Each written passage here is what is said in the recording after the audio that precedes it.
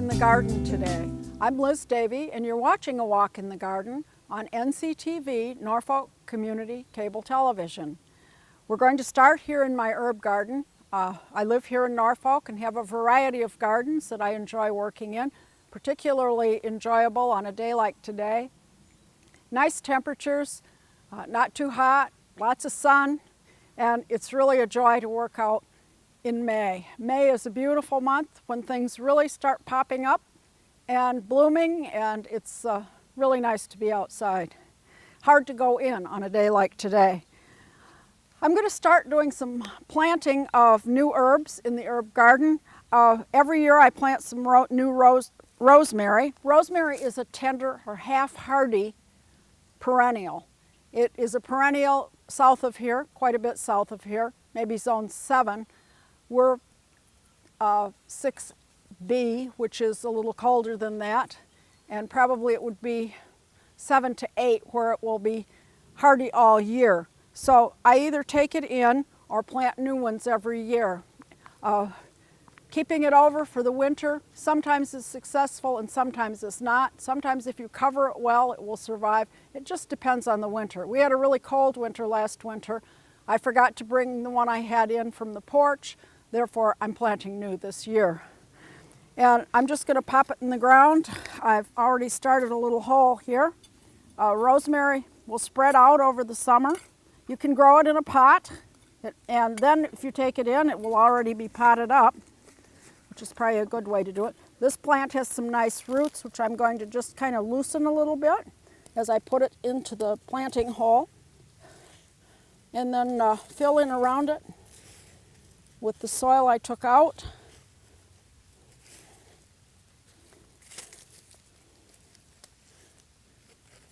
And then water it in well. As you plant plants, be sure to water them, even if rain is predicted.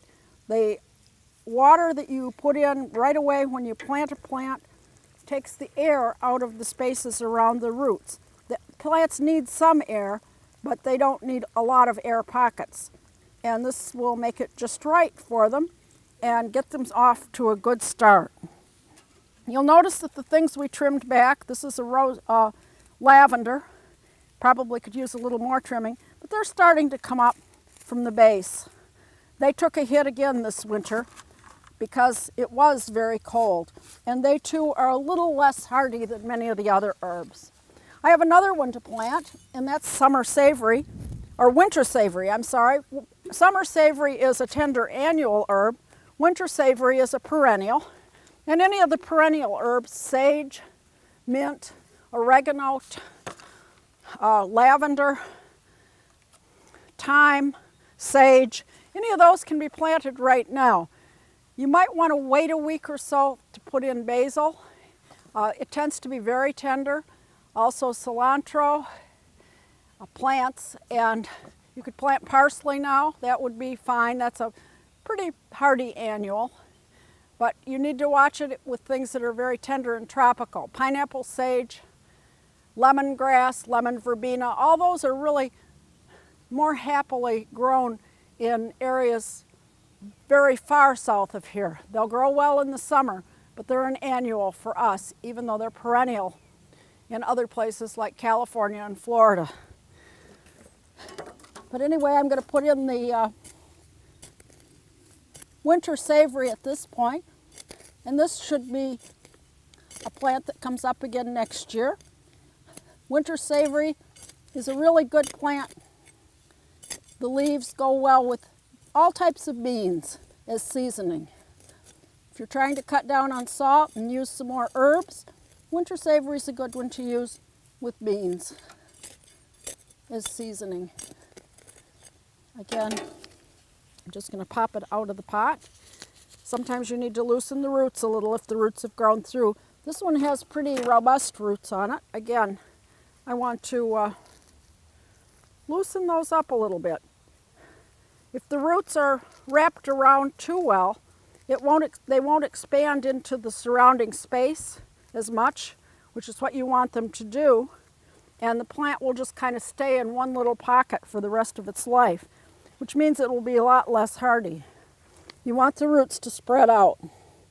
You want to plant any of the plants at the same depth they grew in the pot, which may mean adding a little soil underneath or digging a little deeper hole.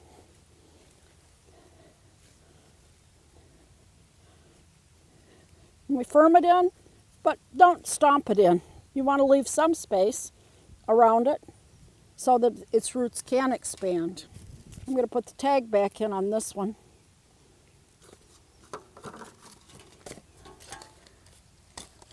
And then we'll water that one in as well.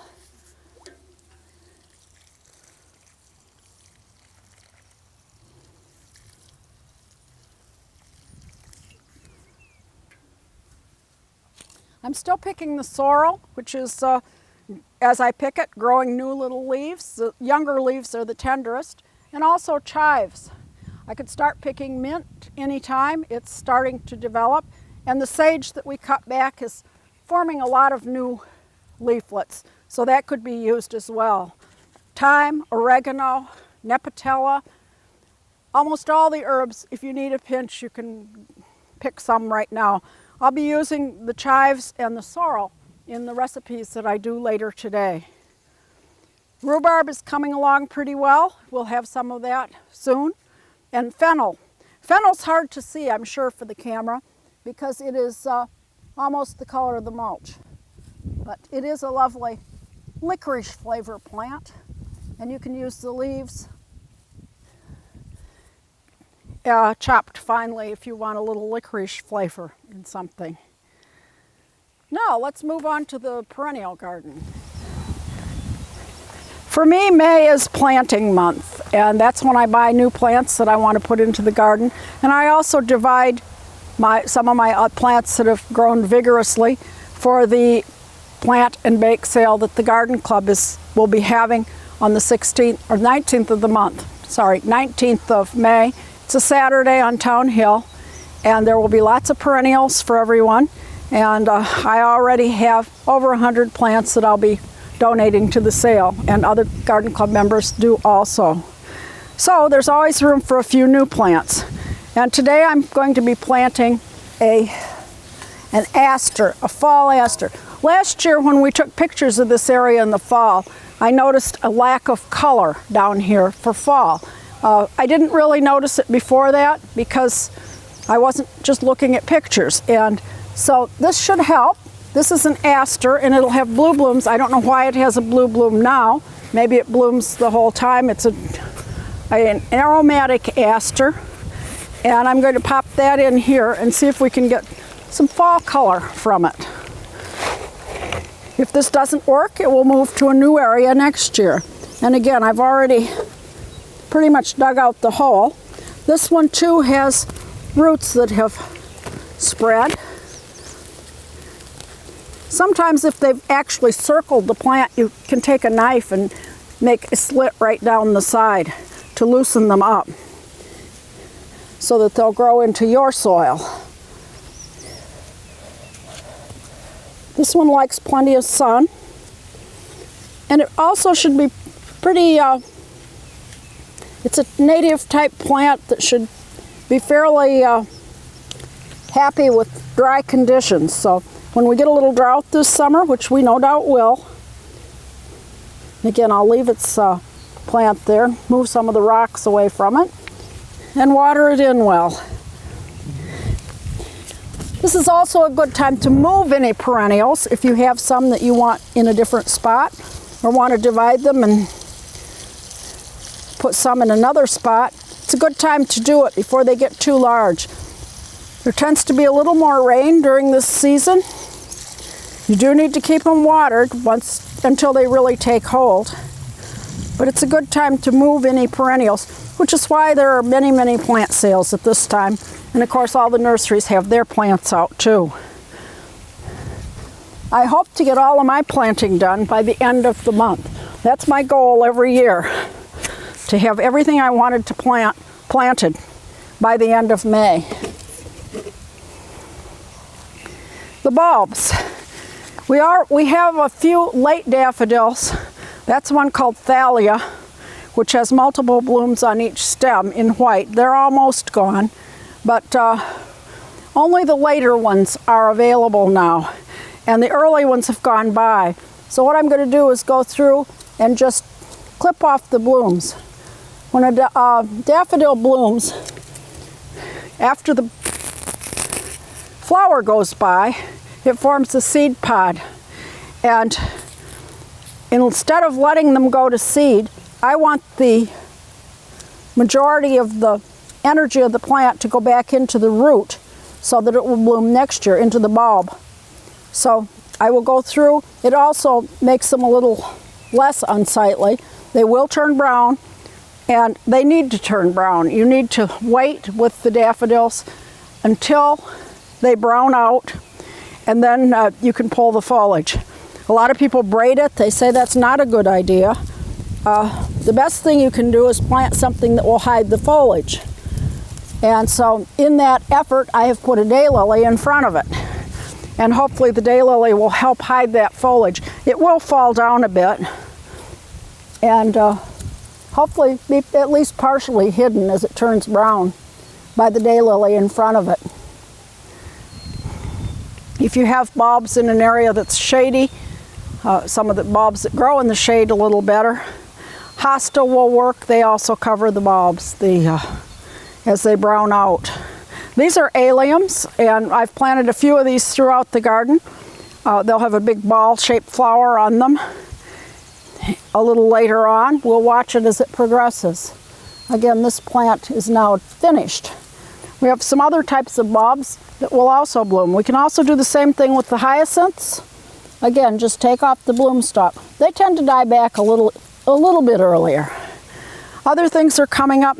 This is nectar garlic, which is forming buds. It should be in bloom in a couple weeks. By then, all of the daffodils will probably be finished. We had that really hot spell a week and a half ago, and that kind of speeded things up. We were going a little slowly as the season progressed, and things were just kind of perking along at a slow rate with the cold nights. But once we had the hot spell, things have really taken off, and I think we're about even now.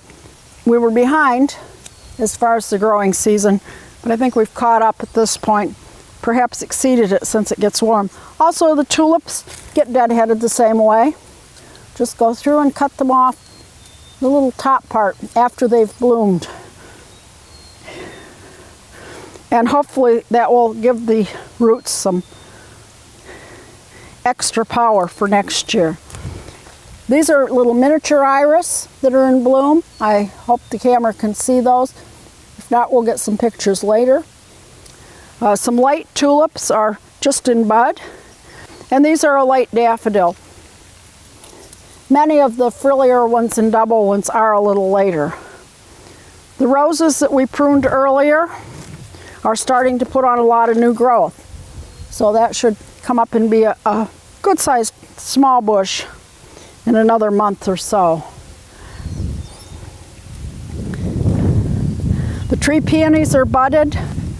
They'll be in bloom soon. The peonies, again, have buds. I've put supports around the peonies and many of the flowers. And what I do is use tomato cages that I cut. This was once a tall tomato cage. This was the top of it.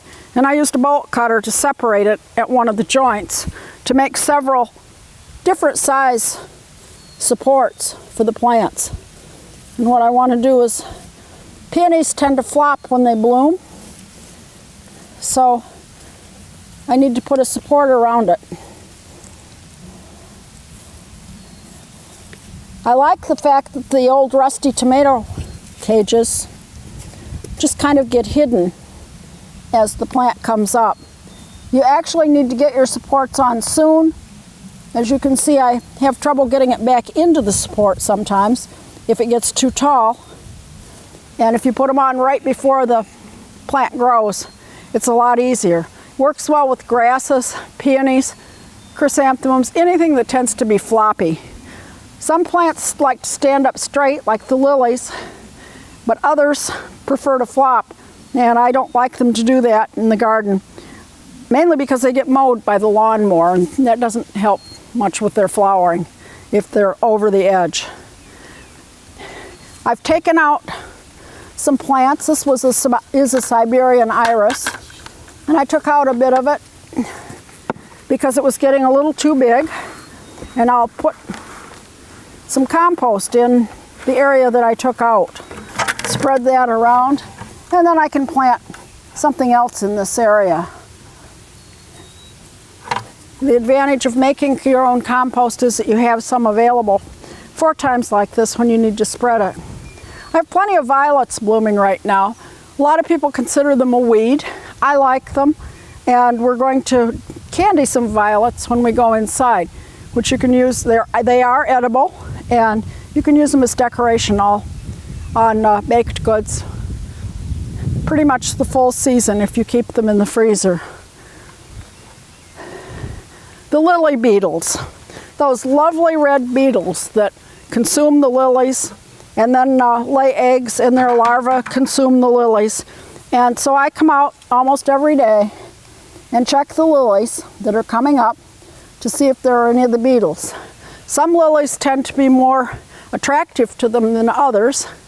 They aren't as bad as they were a few years ago. The University of Rhode Island has released some sort of parasite that attacks the beetle. The beetle is an imported pest, and as with many of the imported insects, it has no natural predators in this country, so it has free reign over all of the plants. Many people lost many lilies, but they're trying to get this under control so that people can grow them again. Right now you're forced, if you want lilies, to come out and pretty much hand pick the beetles. There are a few pesticides that work, but they're strong ones that I don't want to use in my garden. They're just a little too aggressive, and I do want to keep my pollinators and my butterflies flying around the garden. So I don't use pesticides in my flower garden. I kind of let nature take over. If you haven't put up your hummingbird feeder, now's the time. They're already back. And if we stood here long enough, we might just see one. I've seen a few come and sample some nectar. The recipe for hummingbirds is 1 part sugar to 4 parts water. I bring it to a boil, then let it cool and put it in the feeder. Now this one needs to be changed because I see that it's gotten a bit dirty, and hummingbirds will not come to a dirty feeder. So you have to keep it clean and keep the nectar changed. It's sugar water. It does not need to be red. In fact, the red dye is not good for the hummingbird. It can be toxic, so you don't need it red. A little red on the feeder helps, but they do come because they need the nectar before all of the plants are available to them. They return about the 1st of May, the same as the wrens who are now in the houses that I have around the garden. I'm surprised they aren't yelling at us as we get too close. They tend to do that. Now let's move on to the vegetable garden. There's plenty to do there too. The peas are up, the strawberries are up, and I've got them all mulched, and I have the pea fence up. You may not be able to see it. I don't know how well it will show up. It's kind of transparent, which is not bad because it's nice to be able to have the sun go through it. Now that the peas are up, I'm going to top dress them with just a little bit of organic fertilizer, and I'll put it not right on them, but maybe 4 or 5 inches away, and just spread a little bit with my measuring cup to give them a little extra boost. And we'll watch them climb right up the fence, hopefully. They look like they've had a good start, and if it doesn't get too hot too fast, I think we can expect a good pea crop. Behind them, the onions that we planted last time are also up, and in another couple weeks we can start using those as green onions.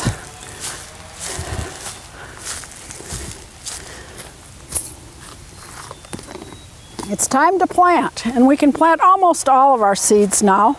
The spinach is doing well, radishes, all of these other things that we've already planted. I've left a row for some flowers. I'm going to try to space them out a little better in my garden. and I have some other plants to plant. And this is lettuce that I seeded, and it's starting to get pretty dry.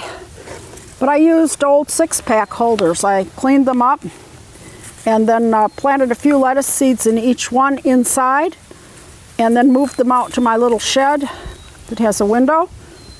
And we're going to pop some of those in 4 or 5 inches apart. I'm going to just do a couple and then move them down to the shade.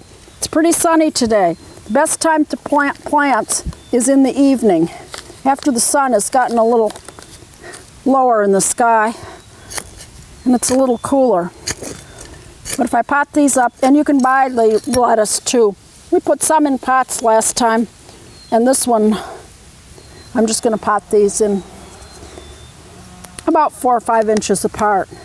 I also bought some celery. Celery seems to grow well around here. It's not a full-time crop, but it does do well, and that I don't start because it takes a long time to get started. But again, I'm going to separate the roots and put that maybe 6 or 7 inches apart. They're standing the heat a little bit better.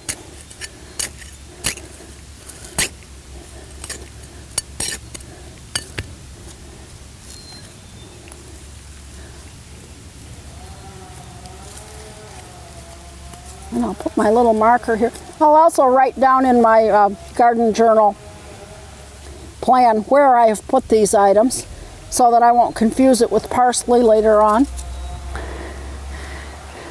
And we also want to plant a few seeds. I'm going to estimate how much I need for the lettuce, which I would say would be about here. I'll just put a rock right there. And I want to continue planting some seeds of lettuce, which will come up later. This one is called Merlot, and again, I can't plant seeds with gloves on, so I'll take it off. I've already made a little trench for it. Merlot is a very dark colored lettuce, and this one, as I recall, doesn't germinate extremely well, so I'll plant it a little thicker than I normally would. That sometimes helps. And I just want a little bit of that one.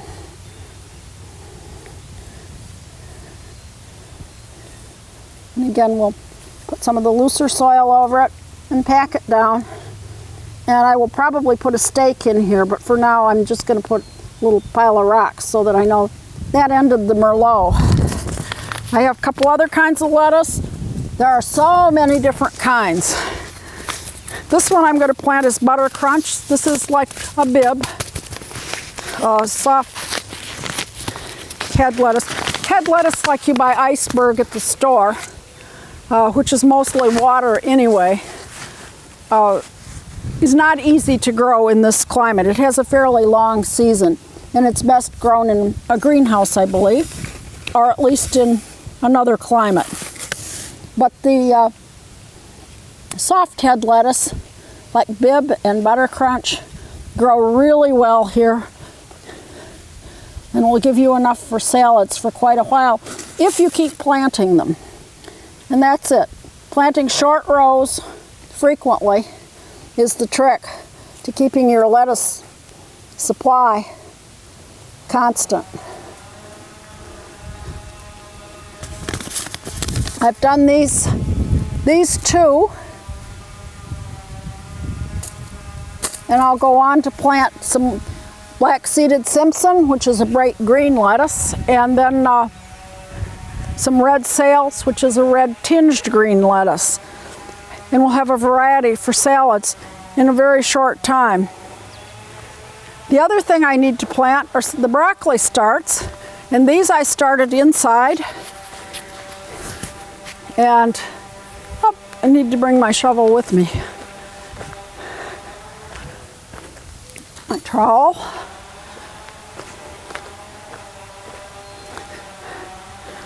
And I've marked a lane for them too. And again, they're a little wilty.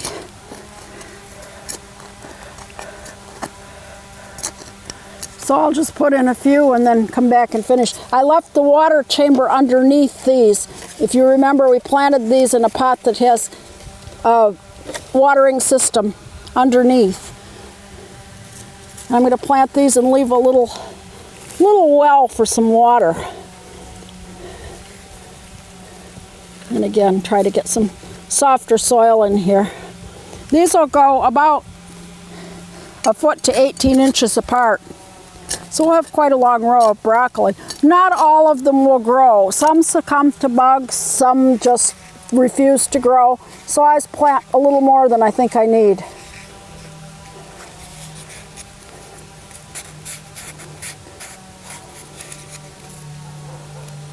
It's sticking a little. There we go.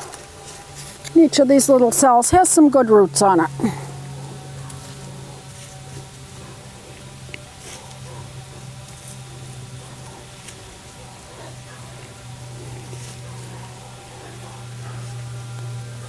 And that needs a little bit more soil.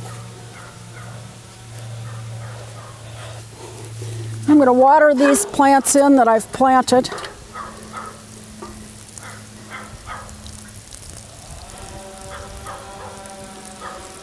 We'll keep those watered until they really take hold. The other thing I want to do is plan for some pest protection. Broccoli is prone to being eaten by various butterfly larvae, in other words, little green worms. And it isn't that I don't like butterflies, but the cabbage butterflies can actually kill the broccoli. So I will put a cover over these of ramée, or it's a white fabric type, very light fabric. It keeps the bugs out but lets the sun and the rain in, and it will help me have a broccoli crop that's free of a lot of pests. Let's water these items, and again we can start planting just about anything at this point in the vegetable garden. Eggplants, tomatoes, and peppers I will probably do last, and perhaps wait a week or so, unless I'm willing to come out and cover them up should we get a really cold spell. But they really like warm earth, and it won't hurt to wait another week or so.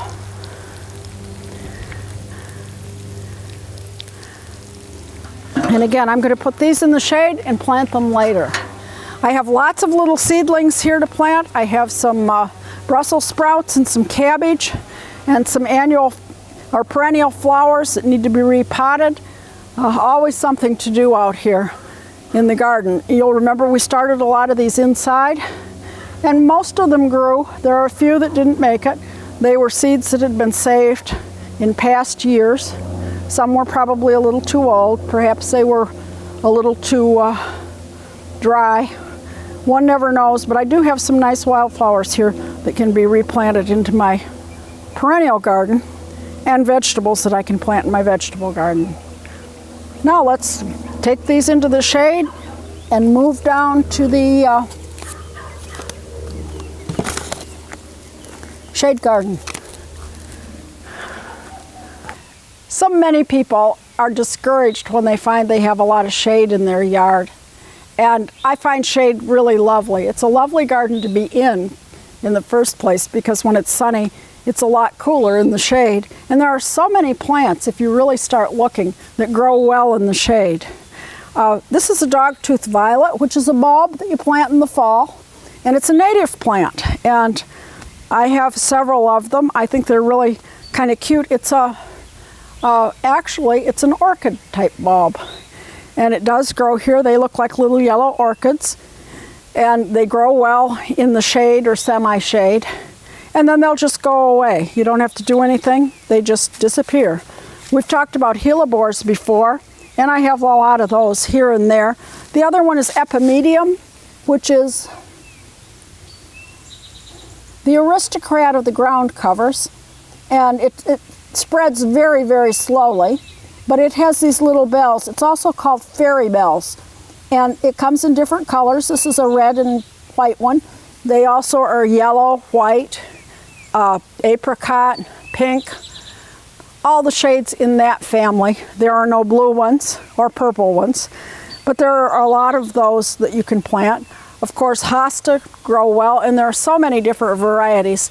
hosta is not just one green plant. There are ones that are variegated. They have white or gold margins, gold or white centers, streaks, stripes, all different types of them. And they bloom with purple or white blossoms in the fall to give the garden a little color. I also have anemones, some anemones in here, bleeding heart. There are just so many shade plants. But one of my favorites is ferns, and this is a new one to me, for me. I've known about it. The name of it's Dre's Dagger, and the fronds actually cross like little daggers. And I thought it would be very interesting to plant, so that's what I'm going to do. Many of these shade plants also will spread a bit. The ferns tend not to, but I'm going to plant it in front of this pinkish epimedium and next to a hosta. And we'll see if we can pop it right in here. And again, in the shade you tend to have moist soil. Weeds don't grow as quickly. And it's fun to work in on a shady day because it isn't too hot. I tend to have some roots in here, and again, this one needs to be broken up a little bit. It's what we call pot bound, meaning it wants to stay in this shape, and we want it to spread out a little and perhaps even expand. I need to dig down in. Again, we want to plant this at the same level that it grew in the pot. And I will bring out water a little later. I used all my watering cans as we were in the perennial vegetable and herb garden, so I need to bring out some water. However, this soil is a little more moist, so it can wait until I get out here with the water for it. I'm going to mark it so I'll remember that I planted it and what it is, although it's pretty distinctive. I think I will remember. This is another small hosta called lemon lime. Makes a nice little edger.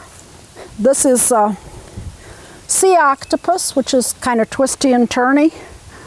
And they all have names, and I don't remember all of them from year to year, but I do remember some of them. And now let's go look at a few other woodland plants that will grow in your shade garden. The grass that we trimmed back is a carex, and there are different carex varieties, and they all will handle a lot of shade. So they grow really well. This one I planted last year. It's a Rodgersia. I will need to put a little bit of lime around it, I read. I've been trying to keep one alive for quite a while. This is the best I've done so far. And I think following the directions I've looked up online, I should be able to keep it going. This will get fairly large. I also got another Brunera, and this Brunera has lovely white and green leaves. Adds a lot of light to a planting. More hosta. Another grass that likes the shade is a blue oat grass, and that will have nice, I can't really say blooms, I guess they're inflorescences or something, but it does have a nice seed pod on it in the fall. Also more ferns. This one is an astilbe, and astilbe's like a partial shade situation, and that'll send up plumes, and I believe those are red plumes. And then this one is a native plant called turtlehead. I have a pink one, and this is the native one, which is white, and it will send up blooms in the summer. On the ground cover, I have sweet woodruff, which is used to make May wine. I don't know that it's a native plant, but it seems to have adopted us really well because it tends to spread all over. This is a native plant. It's called Mertensia, and Mertensia will be here in bloom, and I wanted you to see it today because in another 2 weeks it may well be on the way out. It will completely disappear, which is why I have a few coral bells planted interspersed within it so that we'll have coral bells or hosta once this is gone. It absolutely disappears. It's called a spring ephemeral, There are a number of them. Jack-in-the-pulpits are also spring ephemerals in that they bloom in the spring and then they just disappear.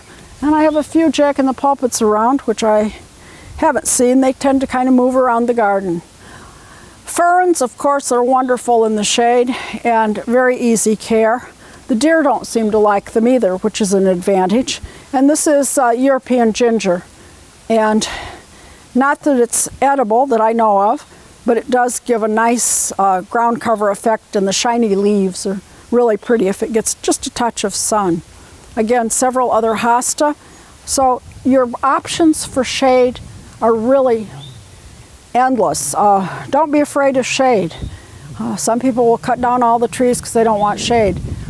True, your pretty annual petunias and other things like that won't grow as well, but there are a few annuals that also grow in shade. Impatiens, to name one, and several others that prefer the shade. So embrace your shade and enjoy it and have fun working in the garden. You'll have fewer weeds.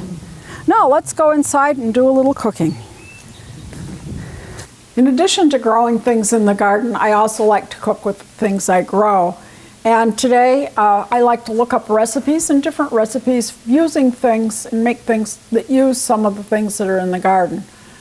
Sometimes a little more unusual things, like the sorrel, which was not something I grew up with, though perhaps some others have.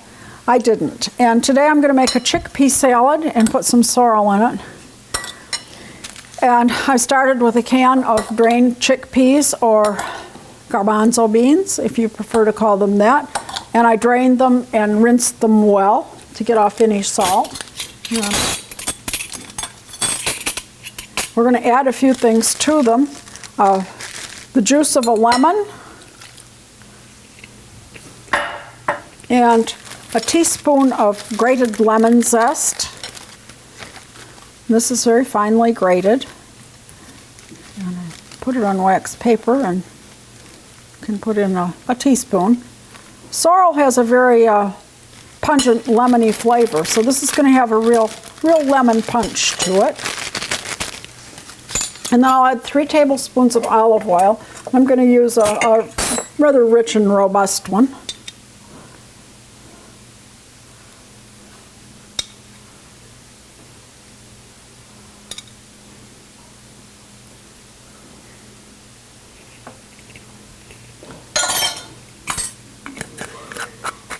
And then we want to add some salt and pepper.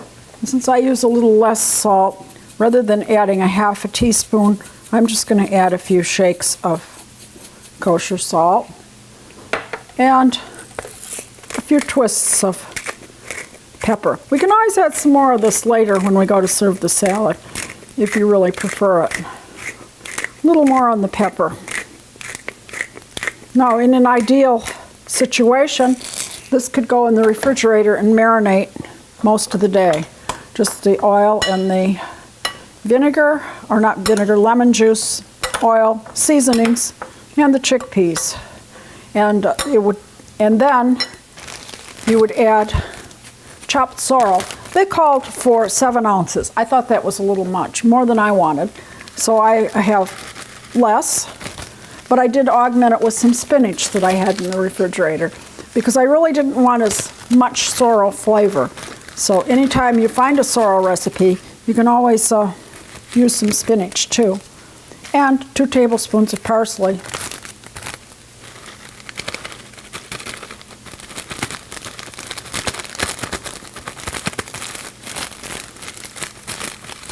It's been chopped. I chopped the leaves, and the sorrel leaves have a long rib in the center. I cut the rib out. You fold the leaf in half and then just slice the rib out of the leaves. And we'll just mix this all around together. And you have a nice healthy spring salad of sorrel and spinach and parsley and garbanzo beans.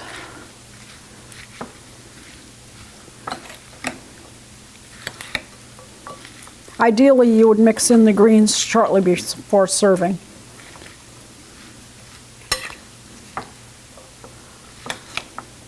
But you could do the rest a little early. So that's our salad. Pretty simple. And now I'm going to make a chicken dish, and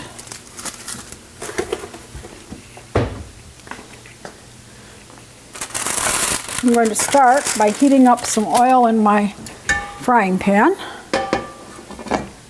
2 tablespoons. And I decided to use less chicken and make the full sauce recipe, so I'm using half the chicken, but all of the sauce. You can do things like that with main dishes. And I'm going to use, I've pounded out 1 large chicken breast, and I'm going to dredge it in flour.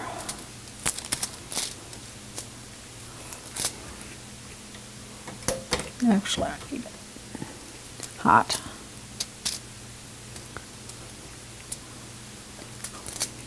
It's about 1/4 cup of flour that we're using. We want to coat it because we're going to brown this chicken. It'll cook very quickly. So this is another quick meal for the days you want to be outside instead of inside.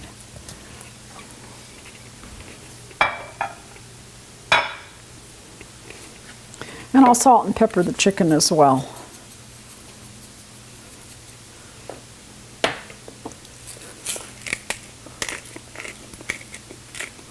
I'm just waiting for the oil to heat up a little bit.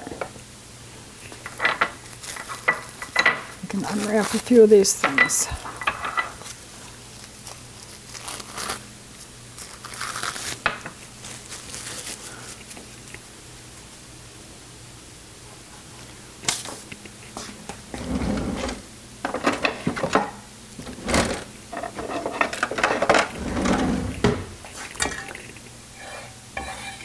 As soon as it starts to sizzle a little, we can put in the chicken. We're going to brown it on both sides, which won't take too long at all.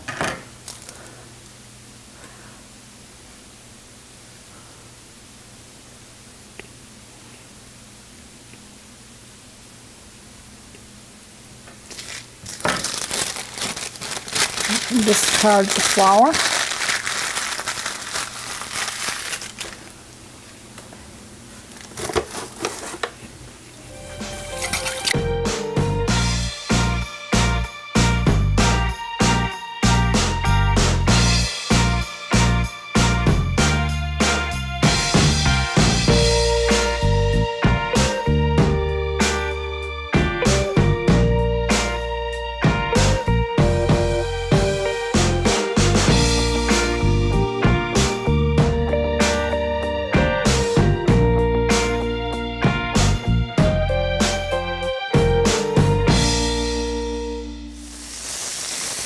Turn it on the other side and brown that side.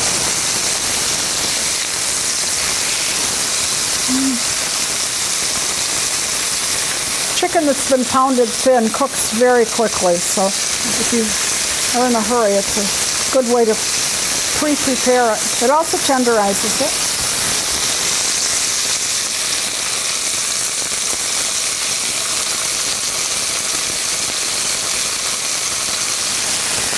Now I'm going to remove the chicken for a little bit and put it on a plate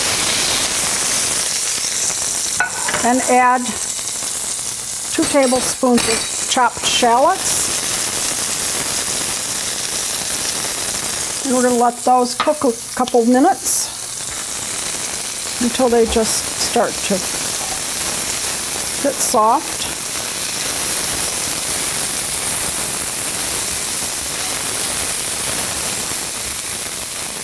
Maybe a little bit brown.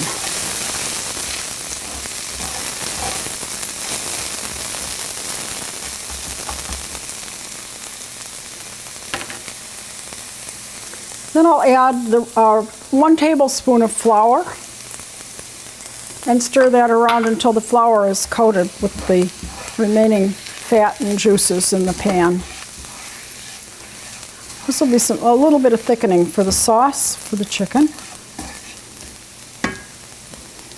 And I'm going to add about 12 to 14 ounces of chicken broth, slowly and stir as I go. And a 1/2 cup of white wine. And then we need to let that cook a little bit, about 6 minutes. So we'll just let that simmer away for about 6 minutes, and it will thicken up a bit as it goes.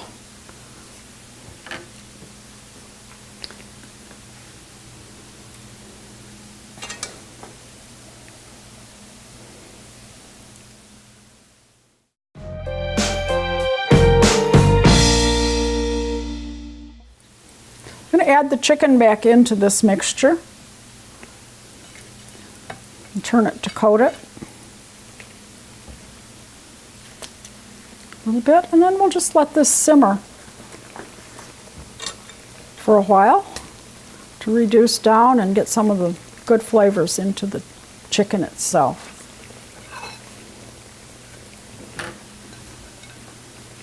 Now we've finished cooking our chicken. And the sauce has started to thicken a bit. We don't want too thick a sauce because we're going to serve it over either noodles or potatoes or rice. And I'm going to add 1/3 cup of sour cream. You can use the lighter sour cream if you wish. And a tablespoon of Dijon mustard.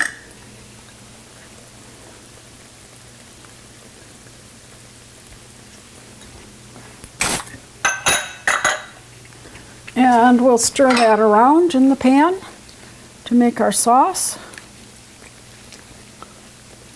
A little hard with the chicken in there, but it does work. And it also helps thicken up the sauce a bit.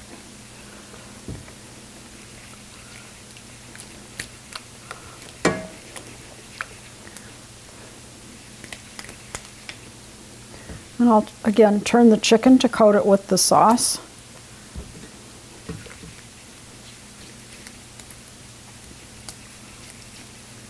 Sure everything gets stirred in well. It smells, I wish you could smell it because it smells quite good. And then to finish it off, I'm going to add 1/2 cup of chives. And we'll stir some of those in the sauce. And then I'll sprinkle a little on top for a garnish. So we're using our chives and our sorrel from the garden today. And we have one more thing to do. Here.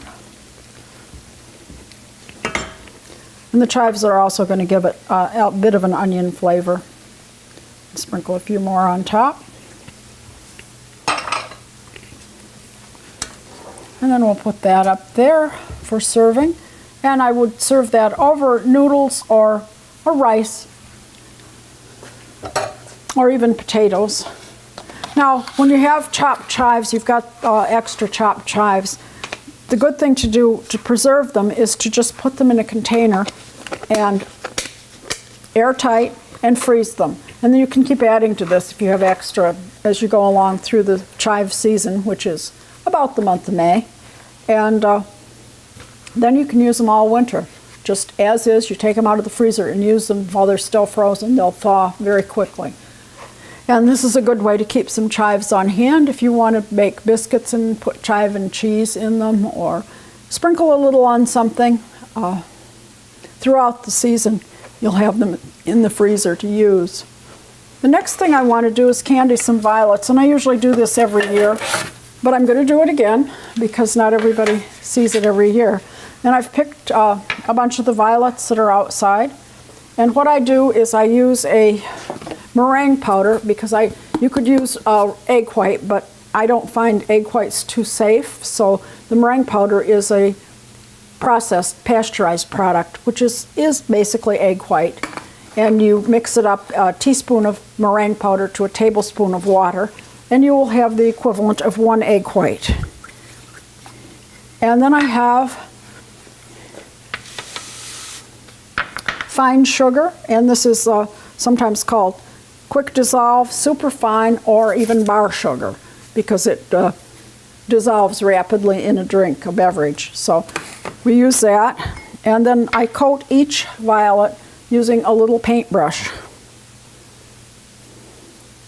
Yes, it's time consuming, but I like to have them on hand, so it's worth it to me to just sit down and do a couple dozen every year while the violets are still out there.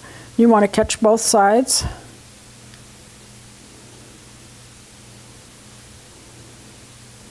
Make sure you've coated it with the egg white mixture.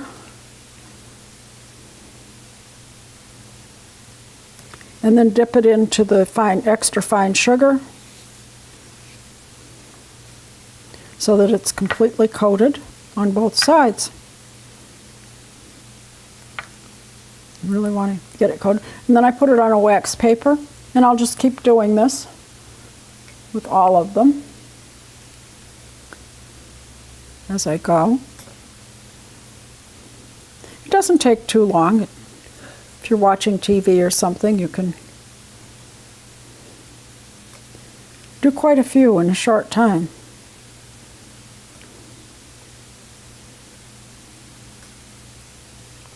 After I've gotten them coated with the sugar material, the egg white, I will leave them to dry in a dry spot.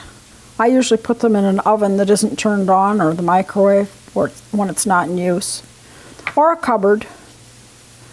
But find a spot that's kind of out of the way and let them sit for 24 hours or so. Especially when it's dry. You don't want to do this too much on a humid day unless you have good air conditioning, because they won't dry as fast. But they will become hard, at which point I will put them into, these are last year's, I put them on wax paper into a tray, a tin box with a lid, and I store them in the freezer. And you can see they're nice and purple still with a little white on them. And then I use them as a garnish. And they're kind of an unusual little garnish. And here's an example of it. It would be a chocolate pudding. And I've put a dab of whipped cream on it and just put the violet on top. You can do that with a cookie, or you can decorate a cake with them. You can also do violas, lilacs, and rose petals. I may do rose petals when we have some, as long as they haven't been sprayed. Rose petals are also very pretty. I have one rose that has heart-shaped petals, and they really do a nice job having them sugared. You can buy these things online and check the price sometime, and you'll realize that the little time that it takes to do them is well worth it for the price that they're getting for them. They really cost a lot if you try to buy them. So it's easy enough to do, just takes a little time. And violets, which many of us have in our yards already. As long as you don't use pesticides on your grass or weed killer, you should probably have some violets somewhere that you can make candied violets. And they're edible, fully edible, and they make a nice little garnish. That concludes our show for today. Thanks for joining me for a walk in the garden. I'm Liz Davey, and you've been watching NCTV, Norfolk Community Cable Television.